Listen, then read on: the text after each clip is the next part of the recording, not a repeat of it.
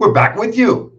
Yes, indeed. From Sean Salisbury and Ryan in Sacktown. Now we go to Kings basketball in the NBA with the one and only Jerry Reynolds. The Kings go to Philadelphia for a game tomorrow to take on a Sixers team that will not have Joel Embiid. They will not have Robert Covington. So the Kings getting into Philadelphia at a perfect time. But again, Jerry Reynolds coming up here in a moment on If You Don't Like That.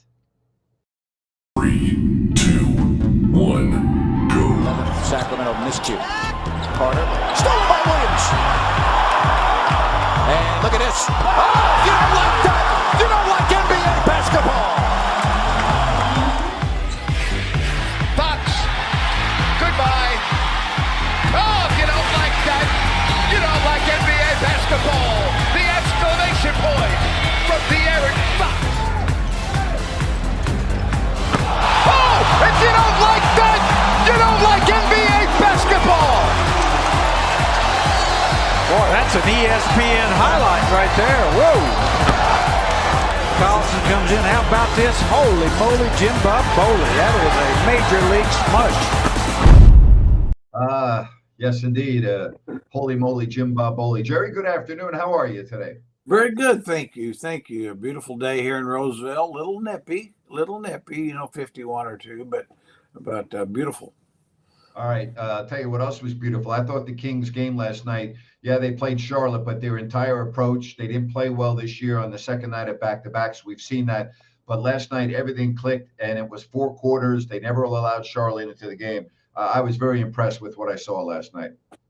Yeah, they were a good team last night. Like you say, certainly Charlotte's not a good team, but then that's the same not a good team that beat them a few days ago at home. So it was a definite mentality that we saw, and that you want to see and expect to see, where they really came out, I thought, focused on doing what they do, which is moving the ball well on offense and getting after it a little bit defense. We saw I thought switched out very well, doubled when necessary on Rozier and Miles Bridges a little bit. So yeah, very encouraging. Domantas Sabonis is playing on an incredibly high level, isn't he? Boy, he sure is. He's one of those guys that I think he's playing a notch better than he played last year. His numbers are a little bit better. But, I think he's just created some extra offensive weapons. He uses a little half hook now, which he shouldn't probably been using, but also the 3-point shot. He's shooting at about 40% clip. He doesn't shoot many, but it's clear that he can. And so, the thing about Domas still, though, is he brings it every night. He may not play well every night, but you never have to question. I don't think I've ever seen a Kings player play as consistently hard every night as Domas Sabonis. What a luxury for a coach, because when you're Mike Brown, you make your lineup card, and that's true really of Fox too for the most part. But as a coach, consistency is what you want from your players. And when you have a player as consistent as Sabonis in a lot of areas, that is a great luxury to have. Yeah, it really is. You almost pencil him in. It's like, say, for the last 5 years, he's going to get 19 points. He's going to get 12 rebounds. He's going to shoot 63%. He's going to get 7 assists and 2.5 turnovers. That's what he's been. And that's, that puts him in a rare status. And he plays every night. He's a guy that when you look at the year-end totals, he plays in 80, 81, or 82 games. Yeah, he's got to be really hurt not to play. And I think, his stamina is just remarkable for a big. And he sets more good screens than any big player in the league. By far. I watch them all. There's other guys that are good screeners, but they don't set near as many as he does. Really good situation for Sacramento now with 3 games left on this trip. You have a Philadelphia team. Joel Embiid's been ruled out. Robert Covington been ruled out. Then you go to Milwaukee. They're only 5-5 in their last 10. They have not looked good. And then you go to a Phoenix team that who knows what you're going to get with them. But, this could be one hell of a trip the way it's shaping up right now. Could be. I mean, you're obviously catching Philly at the right time. I was Yep. hoping they would win their last game against Atlanta, I think it was, but because maybe makes them a little hungrier if anything. But yeah, without Embiid, I mean they're still good because Tyrese Maxey's one of those young guards that's kind of still under the radar a little bit, but he's about as good as anybody. And Tobias Harris. So it'll be tough. But the Kings, certainly, it's a team that you could go in there feeling like you can win and should win maybe. A lot of people asking about Scott Pollard. I talk to Scott almost every day. He's really appreciative of the love and the support. He is going through a tough time. He's optimistic. The first thing you can do for Scott, okay, and understand when I say this, you can spell his name with one T instead of two T's, okay? If you really want to make Scott's day, a good day, SCOT. It's a pet peeve is when you put two T's in his name. So if you want to set up a GoFundMe account, you can, I'm sure, go right ahead. But yes, SCOT. That's the first thing you do for him. Hey, I don't want to deviate too much into this, but Scott would not mind me saying this. I've been very close with Scott over 20 years. All right. And I love the man. But what he's going through right now is something you hope that you never have to experience or have a loved one experience, especially at his age, needing a heart transplant. There's never been a male figure in this Pollard family tree that's lived over 55. All right. So he's 48. All right. He desperately needs a heart to work and have a quality of life that's much better than his quality of life right now. So we're all thinking about him and praying for him, Boy. I know. Yep. Terrific guy. Boy, just top of the line, no question. Yep, absolutely. All right. On that note, let's bring Ryan and Sacktown in. Ryan, how differently do you think the Kings will attack Philadelphia now that Joel Embiid and Robert Covington? People don't talk. Covington's been huge against the Kings in a number of games over the years, but we saw what Joel Embiid did against Sacramento and Philadelphia last year. I mean, it was like men against boys. Now the Kings don't have to contend with him. Yeah, they don't. And I would expect the Kings to roll into Philly with the exact same plan they've had the past couple of nights. They've had nights where they've had big nights inside the paint, on the back of Domantas Sabonis, spread the floor, give him space to operate, and let the three ball be the icing on top of the cake. Jared, do you think the Kings have consciously tried to go down low more? And have you seen a difference in the last few games? Yeah, I think so. I mean, whether they told Domas they want him to go, he's going down there more. I mean, in a sense, looking to score the ball. I mean, so much early in the year, he's looking to pass it out, get down into the paint and then kick it out for threes. And I'm not that he still won't do that, but yeah, I think it's making the Kings a little better. I mean, obviously, because at some point they'll send that second defender at him, and that leaves. Now you're getting some comfortable open shooters, and if you can get Trey Lyles or Keegan Murray with their feet planted, those are good shooters. You look at the standings right now, Sacramento is 5th at 23-14, but it's so important to end up in the top 6 because you don't want to be in the play-in tournament.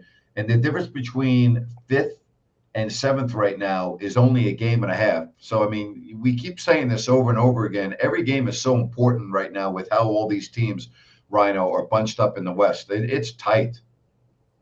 It is tight, and the Kings should be used to it. They went through it all last year. This is basically the same team. And one good trait about this team, Grant and Jerry, is when they stumble, they usually limit the damage. It might be really ugly for a couple games, but they keep it to a couple games. So if they can continue to do that, win on the road, this team's looking pretty darn good, guys. Jerry, that's a great point that Ryan just made. You very rarely see this team go past a 2-game losing streak. No, that's right. I mean, that's the ultimate mark of a winning team is a team that's not going to get into, the 4, 5, 6 game losing streaks, which is easy to do in the NBA with the schedule being what it is. But yeah, this team, I mean, the positives besides the overall record is they got a winning record on the road, which puts them in an elite group right there of about 7 or 8 teams in the league. And we've talked about a lot, you and I, Grant. I mean, always if you're going to really compete for anything at the end of the year, you have to have a winning record on the road and a positive plus minus. And now they are slightly in the plus minus thing. They're a point over the win margin. So that's good. Now that we'll see how that goes as you get into some of these bigger name teams. Jerry, we were obviously on a lot of road trips, and there were times when we felt like we were on the road all year. But I was just doing this off the top of my head. The Kings right now are in a streak where they have 12 of 14 games on the road. There aren't many times that I recall having 12 of 14 games on the road. I mean, that's crazy, isn't it?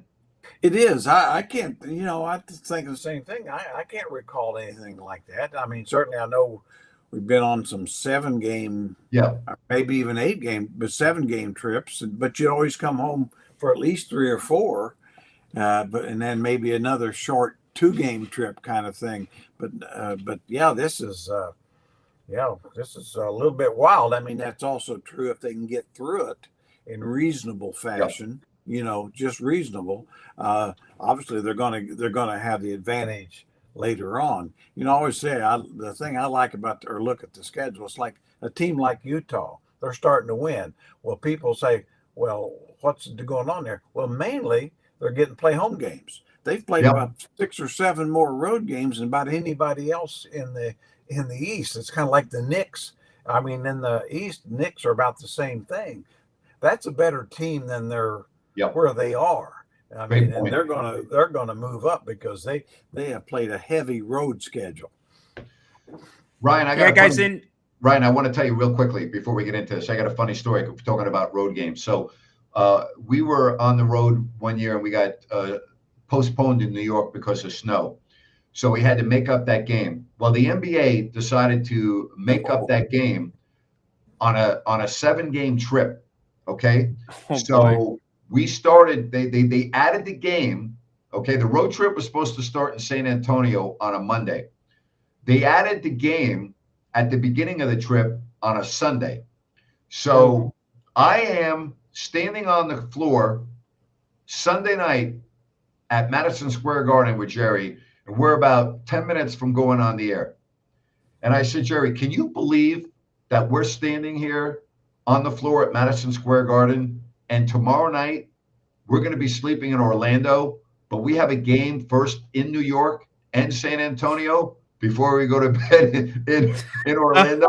Now think about that. So we went on Sunday night after the game, flew 3.5 hours to San Antonio, played the Spurs on Monday night, left after the game, and flew 2 hours to Orlando. So how about that? Standing on the floor. Jerry, have you thought that we're standing on the floor here at Madison Square Garden, and tomorrow night we're going to be sleeping in Orlando, but we got to play a game in San Antonio first after this game in New York? That's the craziest. So the first question I would ask is, how does the per diem work? I mean, do you get triple per diem? Because two cities. You get the same per diem, but for Jerry, it was like triple per diem because Jerry very rarely spent his per diem. I tried not to, but I'll tell you what, when Grant mentioned that to me, I hadn't even thought about it in those terms, and I was already tired and pissed off before. And then I got to thinking, thinking about the realities of it. It's like, oh man, I don't need to be Jerry, you can't be pissed off when you're in Madison. I know I shouldn't have, but I was. That was that. When you think about that, though, again, Jerry and I have experienced a lot of things on the road, but that was like, whoa, wow. That's unbelievable. It really is. But it's too, and all the delayed flights over the years, and of course I go back to when we flew commercial and couldn't get into Sacramento about every other road trip because of fog. They couldn't. That time you couldn't land. We go to Oakland. Right. That's the worst. There's nothing worse than flying back from the East Coast, having to stop once or twice to refuel on Greg Lukenbill's old plane or even the 737, and then having to go to Oakland, set up a bus, get on the bus, and literally end up coming into the parking lot at Arco Arena at like 8 in the morning. That was brutal. I always thought it'd be sometimes with the early years with Greg's playing there, it'd been actually quicker just to taxi all the way. Oh my, oh my gosh! I told you the story. I used to love going into the cockpit of that plane, and Ford and the co-pilot, they were great. And I always I used to love sitting in the jump seat. And I remember one day I went up to the jump seat from Denver to LAX in the middle of the day. And it was a beautiful day. There was just beautiful. It was just one of those just pristine days. And I remember being in the cockpit and I'm looking up and I'm seeing all these planes fly, right past us. And I said to Ford, I go, Ford, he goes, hey, we can only go so fast. He goes, you literally could see other planes just go, it was unbelievable. No, really. They just going fast enough to stay airborne is all they were,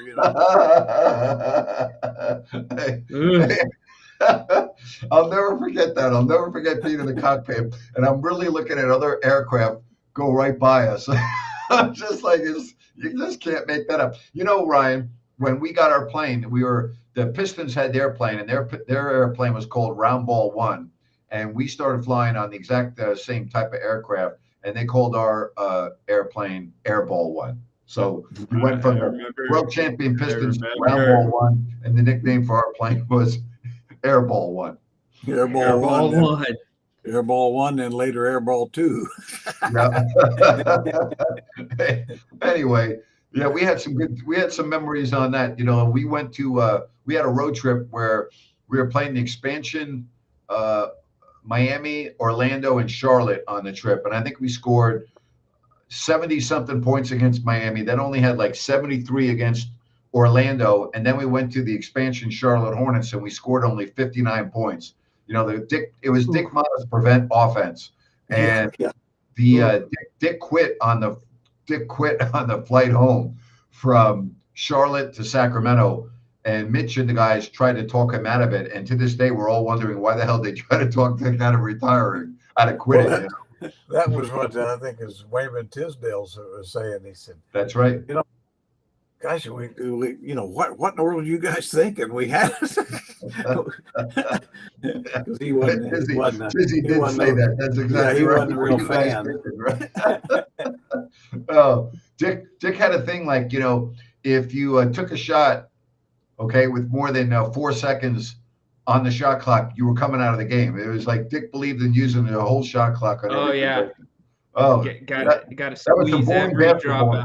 Jerry, those were some boring games. Yeah, that was a totally different philosophy as opposed to now, where you're probably supposed to get a shot in 4 seconds as opposed to wait till the final 4. Well, I always remember a story Larry Bird told me that. He was out at the house and we were talking about before they played the Kings and Motta, and he said, I know Motta's offense. Everybody does. He said, I know where you sit. At that time I was sitting right in the end zone. I wasn't doing TV or anything. He said, first time they run this play, I can't remember what they called it. I think they called it the get or something. But anyway, first time they run that thing, he said, I'm going to steal the damn ball. And then I'm going to turn and look at you. And about 4 or 5 minutes into the game, they ran it. He stole it and just turned around, held it just a couple of seconds, and looked at me, smiled, and it seemed like about 2 minutes. You know what I mean? It's like, damn, get on down the floor. Oh my God! That's what you call a predictable offense when the opposition knows it better than you do. In all fairness to Dick, he had a hell of a coaching career. Won a championship with Washington. In 78, he had some, I'll tell you, he did a hell of a job with the Mavericks as an expansion team too. Yeah. It's too bad because I think, this last couple of jobs, with us and Denver, and I think going back for even a second stint with Dallas has probably kept him out of the Hall of Fame because, his overall record is quite a bit below 500 and it's a shame, what I mean? Yeah. Because it's probably like all coaches, or sometimes they want to hang on a little too long, maybe. Yep. All right. The Kings tomorrow and Philadelphia. You know, if I think this game's close tomorrow. I could see the Kings winning without Covington and without Embiid. I mean, if you're really going to be objective about it, they should win the game. I mean, they should. Without Embiid and without Covington, they should win the game. Well, you know, they've won a lot of games without Embiid over the years because he's been out a lot. Yes. I mean, really, he is one of those guys that is going to miss 20 games a year for sure. And I think for the most part, they've adjusted to it. Like I say, they've got two guys that are just legitimate big time. Certainly, Tyrese Maxey's one of the elite players in the league, and Tobias Harris is still he's good for 20 on anybody any night. So you know, you're going to have to Kings going to have to play extremely well to win. Let's put it that way, extremely well.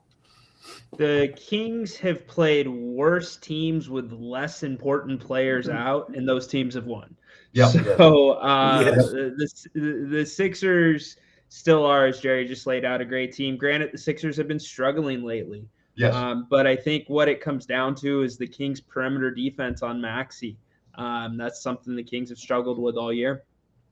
Yeah, and then the Kings play Milwaukee, and they have an interesting game tonight. They're taking on Boston, and the Celtics are a team that just came from behind and beat Minnesota at home. Now they go to Milwaukee, and the Bucks not playing very well either. So there's some rumblings about Antetokounmpo and Lillard not exactly seeing eye to eye, and it's going to be interesting, Jerry, to see how that works the rest of the season. Yeah, you know, I'm not too surprised because I like to say, I mean, Lillard's great. Giannis is great, super great, what he is. But then the coaching change. It's like you really, you know, you fired a coach that had the best record in the league, lost the playoffs because your star wasn't available for a couple of games. He led them to a world championship. And so, and some reason you decided you needed to change coaches. And get rid of Drew Holiday. I mean, I don't. You don't get better getting rid of Drew Holiday. Well, and then the classic is if you traded Drew Holiday, you should have made sure he couldn't go to the East to the team that you got to. I mean, I'm convinced if they'd have known that they were going to Drew Holiday is going to be playing for Boston, they'd never made the deal. Oh boy! But that's where you've got to be careful what you're doing. Sometime, you know, make sure that certain things can't happen.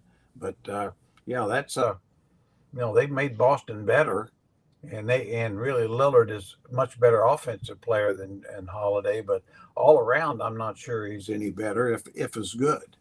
Just they made the decision to go along with the trends we're seeing in the NBA. They went offense over defense. Holiday, you know what you're going to get on that side of the ball, and you know, Lillard offensively, he can light it up, and he is clutch.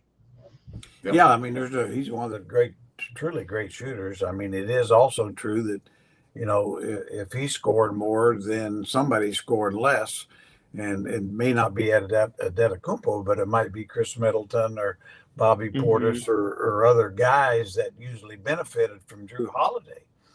Yep. Hey, I want to tell you about New Works Plumbing. They've got a fix for you. Just go to sackserviceplumbing.com or call the number on your screen.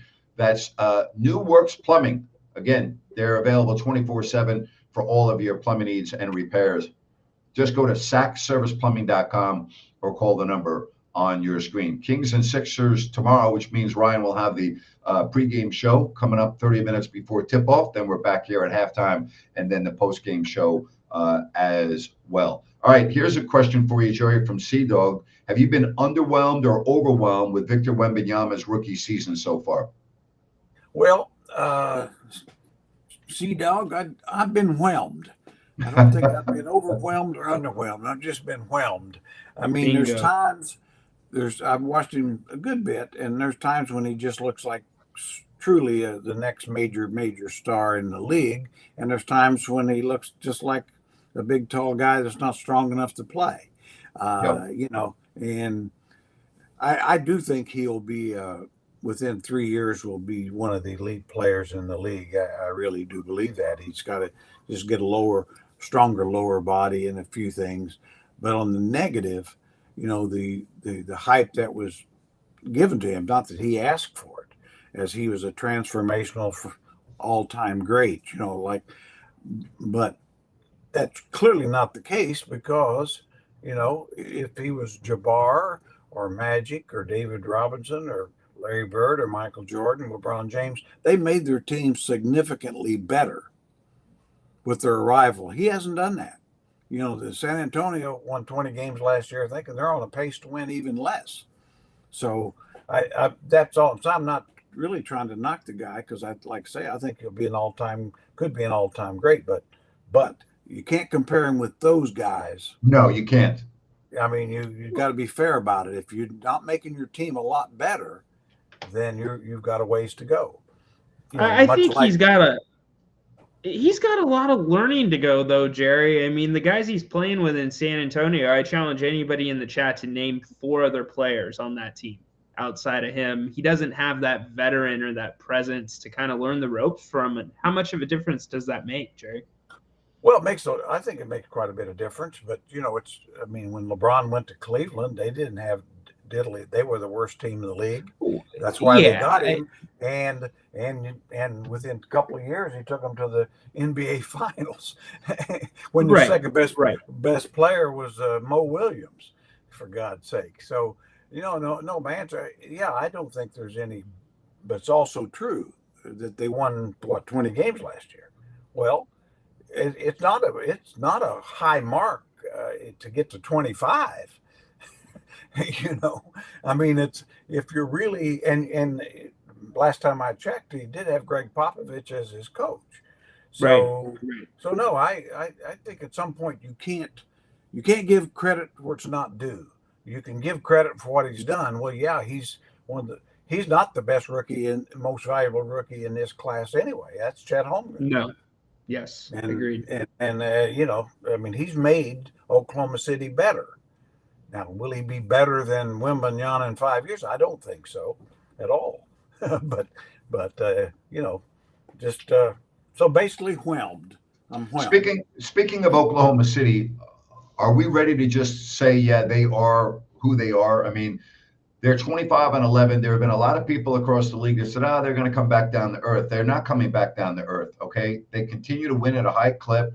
They're 14-5 at home. They're 11-6 on the road. And, Jerry, their point differential is outstanding at plus 7.5.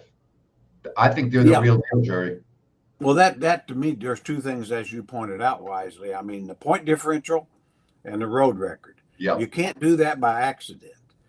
No, they're for real. I think they'll stay there somewhere. I think Denver and Minnesota are probably not going anywhere. I mean, the Clippers could very well be better than any of them, at the end, but probably not have the same record. But they're well coached. They seem to like playing with each other. They've got a major star in Gilgeous-Alexander, whichever team has to have, and a bunch of other guys who are very good, and they all seem to fit in with their superstar. They're as serious as anybody else to be that next team in the conversation. There's no doubt about that, and they're built for the future. They still have picks and firepower, so they're throwback guys. They play basketball a different way. SGA breaks things down, gets to the line. They shoot free throws at a high percentage, and that translates to playoff basketball. And if they draft well or they use their draft assets to get their missing piece, that's just another team in the West that maybe we weren't – well, when I say we, that many people weren't expecting to really arrive for another year or two. But make no mistake about it, they're arrived. And based on how they're set up with their picks and their youth, I hate to use the word, but they're here to stay. They're a year ahead of schedule, aren't they? Yep. At least as far as everybody liked them, but you just didn't quite see this coming. And as you pointed out, Grant, Sam Presti is maybe the best in the league. Always maybe he and Danny Ainge, they just always kind of ahead of the game. Now, Presti has had to do it with an ownership that really doesn't have a lot of money. And so they've lost guys but he's able to kind of, like you say, not only get some talent, but now he's got 755 first-round picks or something. And so, he'll be able to continue to build that team. So I think they're going to be in it for quite a while. That's for sure. I mean, I think these teams that are ahead of Sacramento right now are all set up very well for the future. I think Minnesota is a team that looks very good for the future. And I think Denver, they're still their stars, Jamal Murray and Nikola Jokic, are right. I mean, they're not going anywhere. So, when you talk about Sacramento building a championship team, they got a couple of pieces, but they're going to need more than what they have right now, I guess is the point I'm trying to make. Yeah, and a lot of there. Go ahead, Ryan. I'm sorry. Yeah, I was just going to say, a lot of the teams you mentioned there, Denver specifically, they went through this process. They did it organically. It took time. It's natural growth, doesn't happen overnight. I mean, look at Miami. Look at the Miami Heat. The first year that the big three went there, they didn't win that year. It sometimes doesn't work when you do it that way. And so the Kings hopefully can continue on that same track. Yeah, I think with the Kings too. I mean, they've clearly got two guys, but you need more than that. And I think Keegan Murray can be that third guy. Well, yeah. But that's still probably a year off. I mean, it's you need three all-star level players. They don't have to all be all-stars, but you have to have that. And I think that's where they can get to, and it's pretty hard to you can sometimes get free agents or trade for it, but that's difficult. It's a lot easier to get it through the draft and draft well, which of course Keegan Murray is a good draft, and I think I think for the Kings we've talked about this before, but they're going to need to make a good trade. I don't know how they're going to do it or what player they get, but it's got to be a trade that makes them a little bit better, differently.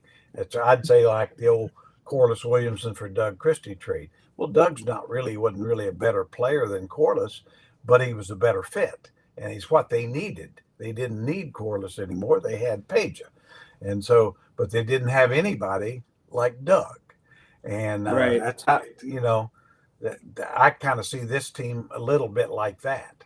It's not that you need somebody just a whole lot more talented, but you need somebody that's a better fit to fit a need.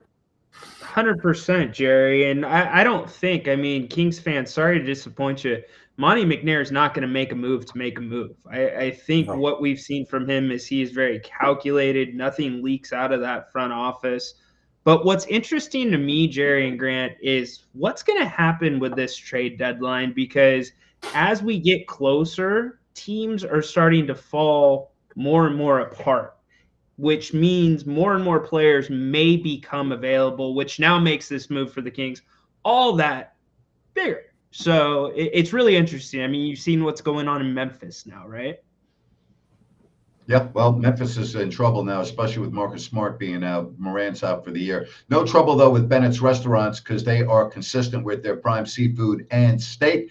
Go to bennettsrestaurants.com and check out one of their 3 locations, including Bennett's Westside Grill, their newest location at the Blue Oaks Town Center in Rockland. Don't forget about their weekend brunch, the weekend prime rib, everything else, 60 different types of wine available by the glass, bennettsrestaurants.com. Well, tomorrow we have got a busy day, pregame show with Ryan, and then all 3 of us back at halftime, and then postgame show. Jerry, enjoy the rest of your Thursday, sir.